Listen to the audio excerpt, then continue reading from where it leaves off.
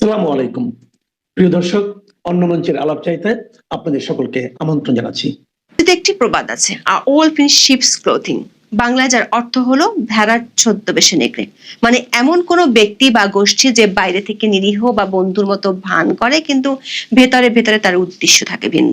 সংস্কার আর নির্বাচন নিয়ে দেশের অন্যতম বড় দল বিএনপি এমন ভেড়ার ছদ্মবেশে নেকড়ের খপ্পরে পড়েছে কিনা তা নিয়ে এখন আলোচনা হচ্ছে দলটির ভেতরে। একের পর এক ইস্যুতে সরকারকে নিঃশর্ত সমর্থন আর সহযোগিতা করেও দলটি এখন পড়েছে বিপাকে। উল্টো আওয়ামী লীগের টিম বৃষ্টি ঠেকাতে অধ্যাপক ইউনূসের নিমন্ত্রণে নিউ ইয়র্কে পরিস্থিতি আরো লেজে গোবরে করে ফেলেছে। নিউ ইয়র্কে বসে জামাত ইসলামীর সাথে সমঝোতা তো দূরের কথা, উল্টো আরো দূরত্ব বেড়েছে। অধ্যাপক ইউনূসের মধ্যে দলের প্রতিষ্ঠাতা জিয়াউর রহমানের ছায়া দেখতে পেয়ে দলের অভ্যন্তরে নতুন করে বিতর্কের জন্ম দিয়েছেন বিএনপি মহাসচিব। এরই মধ্যে সংস্কার দুধ ভাত খেলার শেষ পর্ব শুরু হচ্ছে 5 সেপ্টেম্বর থেকে। তার আগে গণভোটের পক্ষে সায় দিয়েও সমঝোতায় পৌঁছতে পারেনি সরকার আর এক মিত্র জামাতে ইসলামীর সাথে। দলটির বেশ কয়েকজন সিনিয়র নেতার আশঙ্কা, জুলাই সনদ নাটকের শেষ পর্বে সরকার সুকৌশলে বিএনপির ওপরই দোষ চাপাবে, অথবা এমন ভাবে জুলাই সনদ বাস্তবায়ন করতে চাইবে যেটি করলে বিএনপির পক্ষে মানা সম্ভব হবে না। যদি নির্বাচনের স্বার্থে বিএনপি মেনেও নেয়, তাহলে রাজনৈতিকভাবে আরো ভরাডুবি ঘটবে বিএনপির। এর মধ্যে সংস্কার ইস্যুতে বিএনপির বিরোধী অবস্থানে থাকলেও আগামী নির্বাচনের জন্য 298টি আসনে প্রার্থী চূড়ান্ত করে ফেলেছে জামাত ইসলামী। নিজেদের কাতারে ভিড়িয়েছে 6টি দলকে, অথচ কোন দলে বড় বিএনপি নির্বাচন তো দূরের কথা, সংস্কার ইস্যুরই কুল কিনারা করতে পারছে না। বরং ঢাকার মেয়র থেকে শুরু করে বিসিবি নির্বাচন, এরকম জাতীয় নির্বাচনের চেয়েও অপেক্ষাকৃত ছোটখাটো ইস্যুতে পেরে উঠছে না সরকার আর এক উপদেষ্টার সাথে। আবার দলের ভারপ্রাপ্ত চেয়ারম্যান তারেক রহমানের দেশে ফেরার কোনো লক্ষণ দেখা যাচ্ছে না। এমন পরিস্থিতিতে দলটির অনেক নেতাই মনে করেন বিএনপি এমন এক হাতে হাত রেখেছে যেখানে শুধু তার হাতই কামড় পড়ছে। বিস্তারিত জানতে চলুন যাওয়া যাক বিশ্লেষণে। সারা দেশে মব সন্ত্রাস চললেও বিএনপি বরাবরই চুপ ছিল। এমনকি মবের তোড়ে নিজ দলের মুক্তিযোদ্ধা নেতার বিরুদ্ধে নিয়েছিল শাস্তিমূলক ব্যবস্থা। উপদেষ্টা আসিফ মাহমুদের সাথে লড়াইয়ে পেরে না উঠে ইশরাক হোসেনের রাজনৈতিক ক্যারিয়ার জলাঞ্জলি দিতেও কার্পণ্য করেন দলটি। সেই আসিফের কাছে সম্প্রতি বিএনপি পন্থী লোকজনের বিসিবি নির্বাচনকেও জলাঞ্জলি দিতে হয়েছে। আওয়ামী লীগের কার্যক্রম নিষিদ্ধের ইস্যুতে প্রথম দিকে বিরোধিতা করেছিল, কিন্তু সরকার নিষেধাজ্ঞা আরোপের পর সরকারকে শুভেচ্ছা জানিয়েছে। জাতীয় পার্টির উপর হামলার পর দলটি বুঝতে পারে তাদের আগের সিদ্ধান্তে ভুল ছিল। রাজনৈতিক বিশ্লেষকরা মনে করেন গত 1 বছরে বিএনপি এমন অনেক ইস্যুতে পদে পদে ভুল করেছে। কিছুদিন পর সেই ভুল বুঝতে পেরে পুরাতন অবস্থানে ফেরত গিয়ে রাজনীতির মাঠে হাস্যরসের জন্ম দিয়েছে। রাজনৈতিক বিশ্লেষকদের ধারণা, বিএনপি শুরু থেকে অধ্যাপক ইউনূসের নেতৃত্বে অন্তর্বর্তী সরকারকে সমর্থন দিয়ে গেছে জাতীয় সংসদ নির্বাচনের আশায়। ছোট সংস্কার, বড় সংস্কার কিংবা মৌলিক সংস্কারের বহু নাটকের পর গত জুনে লন্ডনে বসে তারেক রহমানের সাথে বৈঠক করেন অধ্যাপক ইউনূস। সেই বৈঠকের পর বিএনপি আশায় বুক বেঁধেছিল যে মধ্য ফেব্রুয়ারিতে নির্বাচন হবে। অধ্যাপক ইউনূসই তার 2 মিত্র এনসিপি এবং জামাত ইসলামীকে বসেও আনবেন, কিন্তু জাতীয় ঐক্যমত্য কমিশনের আলোচনার টেবিলে ও মাঠের রাজনীতিতে জামাত ও এনসিপি বিএনপিকে সংস্কারের নানান অঙ্কের বীজগণিত ও পাটিগণিত, কখনো কখনো উপপাদ্য আর সম্পাদ্যের জটিল সমীকরণ শিখিয়েছে। আবার কখনো কখনো পিথাগোরাসের আমলে ফিরিয়ে নিয়ে গিয়ে বুঝিয়ে দিতে চেয়েছে ঢেকে গেলা কোষ্ঠী পাথরের মতো কঠিন। এরই মধ্যে নিউ ইয়র্কে অধ্যাপক ইউনূসের জাতিসংঘের সফর ঘনিয়ে আসে। কার্যক্রম নিষিদ্ধ থাকা আওয়ামী লীগের কর্মকাণ্ডে সরকারের মধ্যে আশঙ্কা দেখা দেয় বিপদ আসন্ন। ডিম বৃষ্টি থেকে বাঁচতে অধ্যাপক ইউনূস 3 মিত্র দলকে সাথে নিয়ে যাওয়ার কৌশল আটেন। এ নিয়ে রাজনৈতিকভাবে বিতর্ক দেখা দিতে পারে এমন আশঙ্কা থাকার পরও বিএনপি রাজি হয়। বিষয়টি নিয়ে দলের অভ্যন্তরেই ব্যাপক আপত্তি উঠেছিল, কিন্তু লন্ডন থেকে নির্দেশ থাকায় বিএনপির সর্বোচ্চ পর্যায়ের 2 নেতা যান অধ্যাপক ইউনূসের সাথে। যে সমালোচনার ভয় দলটির ভিতরে দেখা দিয়েছিল সেটি পরে প্রচার পায়। রাষ্ট্রীয় খরচে বডিগার্ড হয়ে বিএনপি নেতাদের কেন যেতে হবে, এ নিয়ে সামাজিক মাধ্যমে বেশ কিছু মিমও ছড়িয়ে পড়ে। কিন্তু নিউ ইয়র্কে যাওয়ার পর দেখা গেল প্রধান উপদেষ্টা নিজের মতো করে তার প্রোটোকল দিয়ে সেফ এক্সিট যেমন হয় সেই রাস্তা দিয়ে বেরিয়ে চলে গেলেন। কিন্তু বিএনপির মহাসচিব মির্জা ফখরুল ইসলাম আলমগীর সহ 5 রাজনীতিকের নিরাপত্তার কোনো ব্যবস্থাই ছিল না। ফলে ডিম বৃষ্টির শিকার হতে হয়েছে আক্তারকে।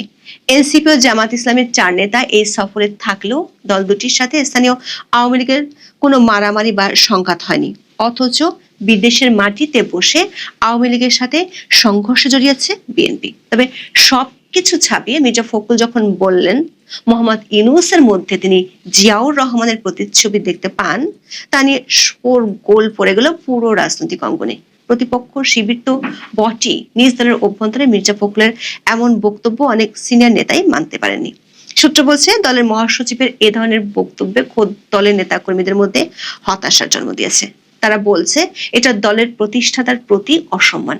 মির্জা ফখরুল জিয়াউর রহমানকে এমন এক লোকের সাথে তুলনা করলেন যিনি গত 14 মাসে লাশ আর মবের রাজত্ব কায়েম, সংখ্যালঘু নিপীড়ন, দেশ বিদেশের ষড়যন্ত্র, নারী নিপীড়ন, উগ্রবাদের উত্থান, স্বজনপ্রীতি, পাহাড়কে অগ্নিগর্ভ করে তোলা, বেকারত্বের হার বৃদ্ধি, অথচ বড় বড় কথার ফুলঝুরি ছাড়া জাতিকে কিছুই দিতে পারেনি। তবে কেউ কেউ আবার মির্জা ফখরুলের বক্তব্যকে কৌশল হিসেবে দেখতে চান। তারা বলছেন এই মুহূর্তে সরকারের সঙ্গে কোনো বিরোধে যেতে চায় না বিএনপি। তারা মনে করে এরকম কোনো বিরোধে গেলে নির্বাচন ঝুলে যাবে। সেটির লক্ষণও সাম্প্রতিক সময়ে দেখা গেছে। বিশেষ করে পার্বত্য চট্টগ্রামের সংঘাতে, সারা দেশে মব সন্ত্রাস সহ বহু গুরুত্বপূর্ণ ইস্যুতে দলটি মুখে কুলু পেটেছে। ডাকসু ও জাকসু নির্বাচনে তাদের চেয়ে চেয়ে দেখা ছাড়া কিছুই করার ছিল না। এমনকি নিউ ইয়র্কে অধ্যাপক ইউনূসের দপ্তর যে এনআরবি সম্মেলন করেছে, সেখানে এনসিপি ও জামাতের চাহিদা মতো তাদের নেতাদের দাওয়াত দেওয়া হয়েছিল, কিন্তু স্থানীয় বিএনপির বেশিরভাগ নেতাই ঢুকতেই পারেননি, দাওয়াতও পাননি। তা নিয়েও কোনো উচ্চবাচ্য করেনি দলটি।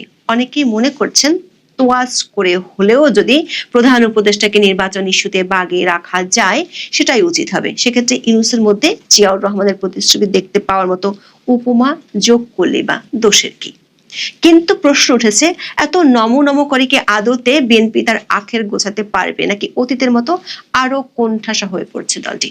সূত্রগুলো বলছে, নিউ ইয়র্কে নিয়ে যাওয়ার পেছনে নির্বাচনকে সামনে রেখে জামাত ও এনসিপির সাথে আসন ভাগাভাগির জন্য মধ্যস্থতার টোপ বিএনপিকে গেলানো হয়েছিল।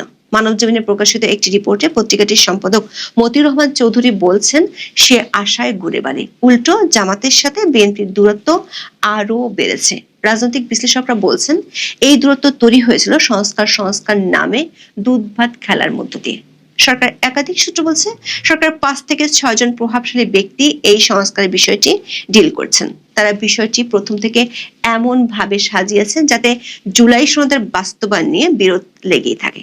দর্শক, খেয়াল করে দেখুন কিভাবে জুলাই সনদ বাস্তবায়িত হবে সেটি নিয়ে দীর্ঘ সময় পর্যন্ত কোনো আলোচনাই ছিল না, বরং শুরু থেকে আলোচনা ছিল কি কি বিষয়ে সংস্কার হবে তা নিয়ে। শেষের দিকে এসে পুরো প্রক্রিয়ার হজ ও বড়লা হয়ে গেছে কিভাবে বাস্তবায়ন হবে তা নিয়ে। সবশেষ খবর হলো 84টি সংস্কার প্রস্তাব নিয়ে তৈরি হচ্ছে জুলাই জাতীয় সনদ। এর খসড়া চূড়ান্ত হলেও বাস্তবায়ন পদ্ধতি নিয়ে এখনো ঐকমত্য হয়নি। এ কারণে আটকে আছে জুলাই সনদ। বাস্তবায়নের উপায় ঠিক করতে 11 সেপ্টেম্বর থেকে রাজনৈতিক দলগুলোর সঙ্গে আলোচনা শুরু করে জাতীয় ঐকমত্য কমিশন। 3 দিন আলোচনা হলেও এখনো ঐকমত্য হয়নি। আপাতত আলোচনা মুলতবি রয়েছে। সনদ বাস্তবায়ন পদ্ধতি প্রশ্নে বিএনপি ও জামাত ইসলামের অবস্থান পুরোপুরি ভিন্ন। বিএনপি মনে করে সংবিধান সম্পর্কিত সংস্কার প্রস্তাবগুলো বাস্তবায়নের একমাত্র বৈধ পথ বা ফোরাম হচ্ছে জাতীয় সংসদ। আগামী সংসদের মাধ্যমে এগুলো বাস্তবায়ন করতে হবে। এর বাইরে অন্য কোনো উপায়ে সংবিধান সংস্কার করা সম্ভব কিনা সে বিষয়ে সুপ্রিম কোর্টের মতামত চাওয়ারও পক্ষে দলটি। অন্যদিকে জামাত ইসলামের চায় আগামী জাতীয় নির্বাচনের আগে জুলাই সনদের পূর্ণ বাস্তবায়ন করতে হবে। এর ভিত্তিতে আগামী নির্বাচন হতে হবে। আগামী সংসদের হাতে বাস্তবায়ন ছেড়ে দেওয়া হলে এসবের বাস্তবায়ন ঝুলে যাবে। আর এনসিপি চায় গণপরিষদের মাধ্যমে জুলাই সনদ বাস্তবায়ন করা হোক। সবশেষ বিএনপি জাতীয় সংসদ নির্বাচনের দিন গণভোটের পক্ষে রাজি হওয়ার ইঙ্গিত দিয়ে রেখেছে। এর মধ্যে অধ্যাপক আলী রিয়াজের কমিশনের মেয়াদ বাড়ানো হয়েছে 2 দফা। সবশেষ দফার মেয়াদ শেষ হবে আগামী 15 অক্টোবর। 5 অক্টোবর নতুন করে আলোচনা শুরু হবে। সেখানেও কোনো আশার আলো দেখছে না সংশ্লিষ্টরা। দৈনিক প্রথম আলোর এক খবরে বলা হয়েছে, এই রাজনৈতিক মতভিন্নতার মধ্যে শেষ পর্যন্ত 15 অক্টোবরের মধ্যে জুলাই সনদের চূড়ান্ত রূপ দেওয়া সম্ভব হবে কি না তা নিয়ে সংশয় আছে। কারণ বাস্তবায়ন পদ্ধতি মনমতো না হলে গুরুত্বপূর্ণ অনেক দলের জুলাই সনদে সই না করার আশঙ্কা আছে। বিএনপির একাধিক নেতা মনে করেন, জুলাই সনদ না হলে সংস্কার হবে না এমন ধারণা সরকারের পক্ষ থেকে দেওয়া হয়েছে। আবার সংস্কার না হলে নির্বাচন হবে না এমন কথা বলা হচ্ছে। ফলে পুরো দোষটা বিএনপির ঘাড়ে দেওয়ার আশঙ্কা থেকেই যাচ্ছে। সূত্রগুলো বলছে, একদিকে সরকারের কৌশলের কাছে বিএনপি যখন হাবুডুবু খাচ্ছে, তখন অন্যদিকে ভোটের মাঠে রাজনীতিতেও জামাতের কাছে দলটি পিছিয়ে পড়ছে। দৈনিক প্রথম আলোর আরেকটি খবরে বলা হয়েছে, জামাত ইসলামী 298টি আসনে প্রার্থিতা চূড়ান্ত করে ফেলেছে। অন্যদিকে বিএনপি প্রার্থিতা ঘোষণা করতে গেলে 2018 সালের নির্বাচনের চেয়েও ভয়ঙ্কর পরিস্থিতির মুখোমুখি হওয়ার আশঙ্কা করা হচ্ছে।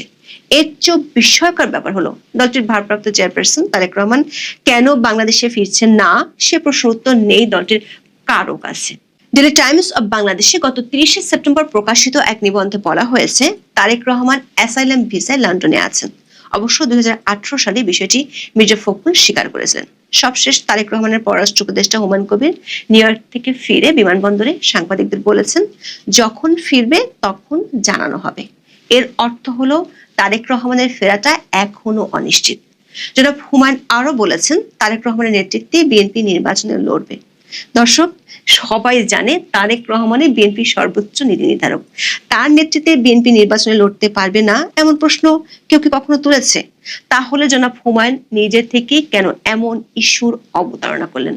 আবার নিউ ইয়র্ক সফর থেকে হুমায়ুন কবির ও মির্জা ফখরুলের আলাদা আলাদা ফেরা নিয়ে দলের ভেতরে কিছু প্রশ্ন দেখা দিয়েছে, যে সমঝোতার জন্য নিউ ইয়র্কে যাওয়া হলো সেটিও কি হলো না?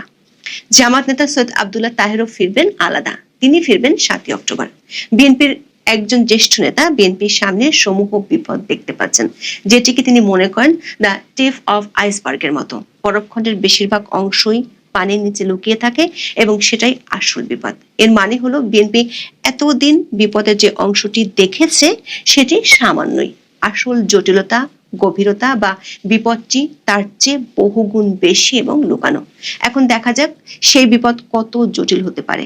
এখন এই পর্যন্ত সবাই পিআর কি? পাবলিক রিলেশন নাকি অন্য কিছু? এতদিন তো জানতাম পিআর মানে হচ্ছে পাবলিক রিলেশন, কিন্তু 2024-এর সন্ত্রাসীদের দখলে থাকা বাংলাদেশে নতুন করে পি এবং আর এই বর্ণ দুটি নিয়ে ব্যাপক গ্যাঞ্জাম শুনতে পাবেন কান পাতলে। এই পিআর দিয়েই নাকি আগামী দিনের সংসদ নির্বাচন হবে, আর আওয়ামী লীগকে বাদ দিয়ে সকলেই গিয়ে সংসদে বসবেন, কেউ কেউ কেউ কেউ করবেন। চলুন জেনে আসি পিআর ব্যাপারটি আসলে কি। পিআর কি খায় নাকি মাথায় দেয়? বাংলাদেশের রাজনীতিতে এখন সবচেয়ে আলোচিত বিষয় হচ্ছে পিআর বা প্রপোর্শনাল রিপ্রেজেন্টেশন পদ্ধতি। আওয়ামী লীগকে মাঠের বাইরে রেখে বিএনপি, জামায়াত, এনসিপি, হেফাজত ও ইসলামী শাসনতন্ত্র আন্দোলন সবাই এই নতুন নির্বাচনী মডেল নিয়ে যুদ্ধ করছে। মজার ব্যাপার হলো, যারা একসময় এই পদ্ধতির নামও জানতো না, তারাই আজ এটিকে ভবিষ্যতের নির্বাচনী সমাধান অথবা সংকটের কেন্দ্রবিন্দুতে পরিণত করেছে, অথবা ক্ষমতা দখলের পদ্ধতি ভাবছে, সিঁড়ি ভাবছে। চলুন জানি যে পিআর পদ্ধতি কি এবং কিভাবে কাজ করে। পিআর বা প্রপোর্শনাল রিপ্রেজেন্টেশন এমন এক নির্বাচনী পদ্ধতি যেখানে জনগণ সরাসরি প্রার্থীর নামের পরিবর্তে রাজনৈতিক দলের পক্ষে ভোট দেয়। প্রতিটি দলের প্রাপ্ত ভোটের অনুপাতে সংসদে আসন বন্টন হয়। উদাহরণ হিসেবে ধরা যাক, একটি সংসদে 300 আসন আছে। যদি কোনো দল জাতীয়ভাবে মোট ভোটের 30% পায়, তবে তারা 90টি আসন পাবে। এখানে ভোটের ভৌগোলিক বন্টন বা প্রার্থীর ব্যক্তিগত জনপ্রিয়তা নয়, বরং জাতীয় ভোটের অনুপাতই আসলে নির্ধারণ করে। পিআর পদ্ধতির নানা ধরন আছে, যেমন list PR, mix member PR, single transferable vote বা এসটিভি। বাংলাদেশে আলোচিত হচ্ছে মূলত লিস্ট পিআর, যেখানে প্রতিটি দল আগে থেকেই প্রার্থীর একটি তালিকা জমা দেবে এবং ভোটের অনুপাতে সেখান থেকে আসন পূরণ করা হবে। চলুন দেখি পৃথিবীর কটি দেশে পিআর পদ্ধতি আছে এবং তার প্রভাব কি। বিশ্বে প্রায় 90টিরও বেশি কোনো না কোনো দেশে পিআর পদ্ধতি চালু আছে।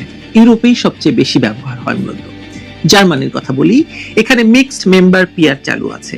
ভোটাররা দুটি ভোট দেন, একটি দলের জন্য, একটি স্থানীয় প্রার্থীর জন্য।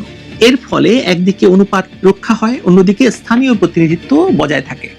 জার্মানিতে এই পদ্ধতি রাজনৈতিক স্থিতিশীলতার কাছে বা সাথে সাফল্যের দৃষ্টান্ত স্থাপন করেছে। নেদারল্যান্ডস সম্পূর্ণ পিআর চালু, সংসদে 15 থেকে 20টি দল একসাথে থাকে। বৈচিত্র্য অনেক হলেও সরকার গঠনের জন্য প্রায়শই দীর্ঘ আলোচনার প্রয়োজন হয়। 2017 সালে সরকার গঠনে তাদের 225 দিন লেগেছিল, যা বিশ্ব রেকর্ডের কাছাকাছি। ইটালি দীর্ঘদিন পিআর চালু থাকা, এখানে প্রায় 1946 থেকে 2011 পর্যন্ত 60 বছরে 61টি সরকার পরিবর্তন হয়েছে, অর্থাৎ গড়ে প্রতি 1 বছরে একটি নতুন সরকার হয়েছে। একটি রাজনৈতিক অস্থিতিশীলতার প্রতীক হয়ে দাঁড়িয়েছে এই ইতালিতে পিআর। ইসরায়েল সম্পূর্ণ পিআর ব্যবহৃত হয় সিস্টেমটি। এখানে ছোট দলগুলোর হাতে ক্ষমতা প্রায়শই জিম্মি হয়ে যায়। যেমন কোনো দল মাত্র 5% ভোট পেলেও তারা জোট সরকারের অংশ হয়ে নীতি নির্ধারণে প্রভাব বিস্তার করে। অন্যদিকে ভারত ও পাকিস্তান জাতীয় সংসদ নির্বাচনে first past the post FPTP ব্যবহার করে। তবে কিছু নির্বাচনী সংস্কার আলোচনায় আঞ্চলিকভাবে পিআর চালুর কথা ওঠে, তবে সেগুলো কার্যকর হয়নি। তাহলে দেখা যাচ্ছে পিআর পদ্ধতি যেখানে রাজনৈতিক সংস্কৃতিতে পরিণত হয়েছে, যেমন জার্মানি বা সুইডেন, সেখানে ইতিবাচক ফল দিয়েছে। আর যেখানে দলীয় বিভাজন তীব্র এবং সমঝোতার সংস্কৃতি দুর্বল, সেখানে এটি অস্থিতিশীলতা বাড়িয়েছে। বারবার সরকার বছরে একবার দুবার ক্ষমতা পরিবর্তন হয়েছে, এমন ঘটনাও আছে। নেপালের ব্যাপারটি আমরা জানি। বাংলাদেশে হঠাৎ পিআর পদ্ধতি নিয়ে আলোচনা তাহলে কেন হচ্ছে? বাংলাদেশের প্রেক্ষাপটে পিআর নিয়ে আলোচনা নতুন নয়, তবে আগে এটি মূলধারায় আসেনি। হঠাৎ এর উত্থানের মূল কারণ হচ্ছে আওয়ামী লীগকে বাইরে রেখে একটি নতুন রাজনৈতিক সমীকরণ তৈরির প্রচেষ্টা। সাম্প্রতিককালে বিবিসি, ডেইলি স্টার, কালবেলা সহ নানা গণমাধ্যমের রিপোর্টে এসেছে যে বিএনপি এবং জামায়াত মনে করছে সরাসরি